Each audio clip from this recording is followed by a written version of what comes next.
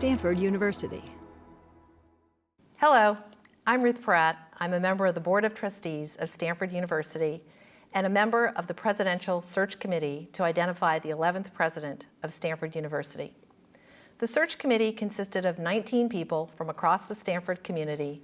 We spent the last 6 months doing an extensive search and ended up with a unanimous recommendation to the Board of Trustees. And I'm very pleased to be here with you today to introduce Stanford's next president, Marc Tessier-Lavigne, currently the president of the Rockefeller University in New York City. We've had a great opportunity as a search committee to spend time with Marc, to learn more about him, and that's the goal here today, to introduce Marc to the community, to share his thoughts, and to have a conversation. Marc, welcome. It's great to be here with you. Thank you, Ruth. So, first question for you. Our committee got to know you well during the process. We learned a lot about your life, your history, what motivates you, what drives you. So perhaps we can have you start today by telling us what attracts you to becoming the next president of Stanford University. Well, Ruth, Stanford was already remarkable when I was here a little over a decade ago, and it's even more remarkable today. What's so exciting to me about coming back to Stanford is that it excels across all dimensions in education and in research and scholarship, in the arts and humanities and in science and engineering and in the professional schools, and in fundamental research and applied research and entrepreneurship. It also has a remarkable culture of innovation, of service, and of collaboration. It really is an extraordinary place. Marc, you've had a fascinating career. You've been a professor and a research scientist. You've studied how the brain develops and how it degenerates. You spent time in the private sector developing cures and drug therapies. You've been president of a renowned research university. You've had truly a remarkable journey. And your parents did not attend college. Can you just tell us a bit more about your journey? Well, my parents didn't attend college, but they wanted more for me than they had, and they really believed in the transformative power of education. And so they supported my desire to go to college. And there I was exposed to subjects I already knew I loved and others that I didn't know anything about. And from there, developed my lifelong passion for learning. It's also shaped my commitment to access, to making sure that all students can have the benefits that I had of a wonderful education.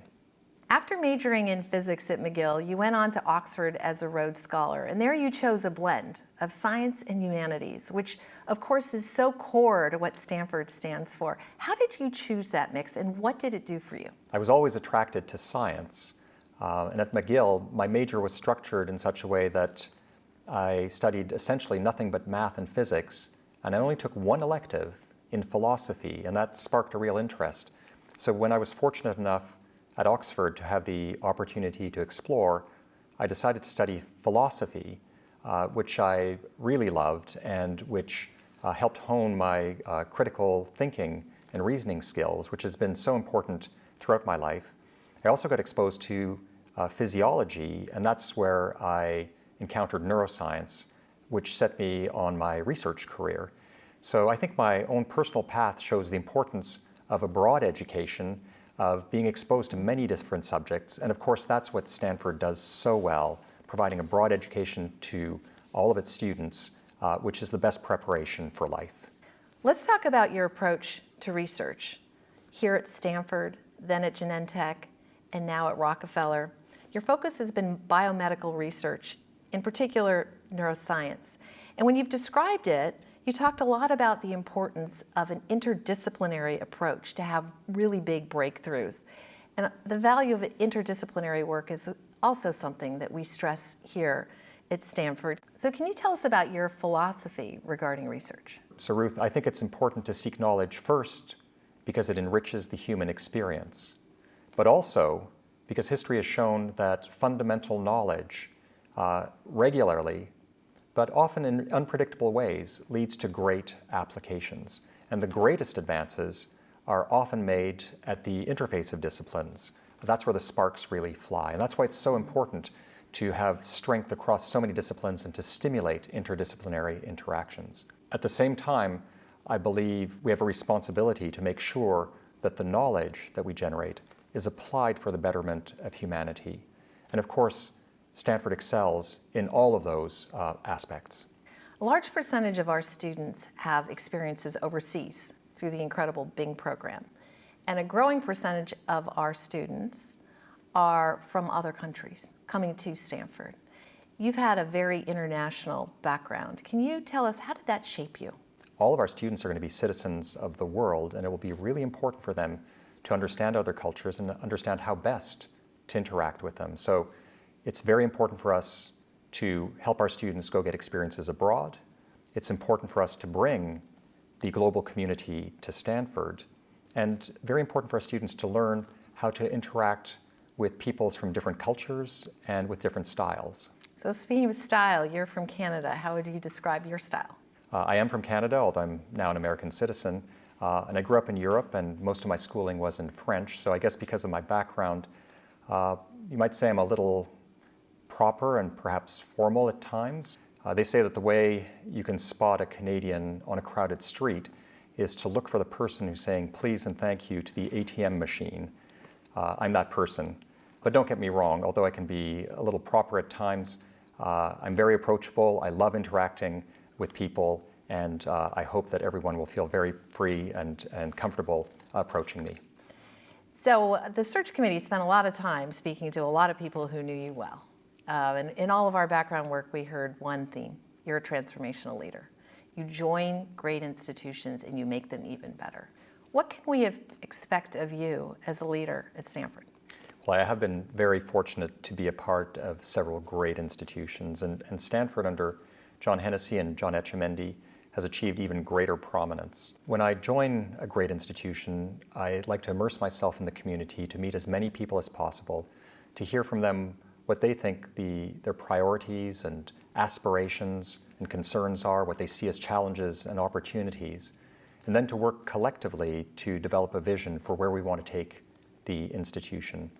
The role of a leader of an institution like Stanford is to enable each and every member of the community to be all that they can be and more. Our students care deeply about their community, and they're increasingly active on a growing range of social issues that are truly important for the Stanford community, the nation, and globally. It would be helpful to hear your views on these topics. At universities across the nation, there's renewed and appropriate focus on a range of issues, including environmental degradation, diversity and inclusion, sexual misconduct and assault. The university must lead on these issues and be responsive to student concerns, while remaining true, of course, to the core values and principles of the university. I know that this has been a big focus at Stanford, and I look forward to working with the community on these very important issues. Let's discuss our accomplishments in athletics with some of the most inspiring athletes anywhere on the planet, from winning the Rose Bowl repeatedly to the Director's Cup more than any university. They're really inspiring for us. I must say that Christian McCaffrey and Andrew Luck did deserve the Heisman, but that's not for today. What we'd really like to talk about is athletics. How do you see the role of athletics at the university, and how it's been as part of your life? Well, it's certainly exciting to be coming back when the football team is so strong. I recall when I was here in 2002, I think we won as many games as we lost this year. That's pretty impressive. I'm an active person. When I was younger, I enjoyed soccer and swimming and rock climbing, and I love skiing, and I've seen the importance of sports in the lives of my sons and my daughter. Athletics complements academics in such an important way at Stanford, and I really believe in the scholar-athlete model, which Stanford embodies so uniquely. We don't win 21 Directors' Cups in a row just because of the strength of the football team. It's because of the comprehensive excellence of all our sports, women's and men's.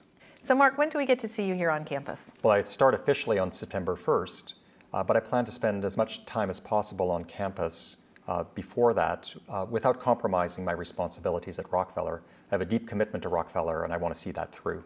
Marc, my last question. When you met with the search committee, you spoke so eloquently about what inspires you. Can you share that with the community here today? I have a deep reverence and respect for the great research universities that have helped accelerate the progress of civilization. It's thrilling to help enable that greatness, to educate the people who will go on to lead societal change, to support the people who generate the knowledge that underpins societal advance, the custodians of humanities' heritage, the kindlers of innovation and progress. I see the huge impact that Stanford has already had, and it's only been 125 years. I want to help multiply that impact even further. I'm eager to get here, Ruth, to get to work on furthering Stanford's mission.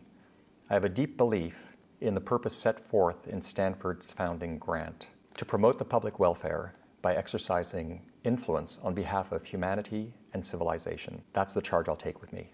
Thank you, Marc. Welcome back to the farm. We are thrilled to have you here with us. Thank you so much, Ruth. For more, please visit us at stanford.edu.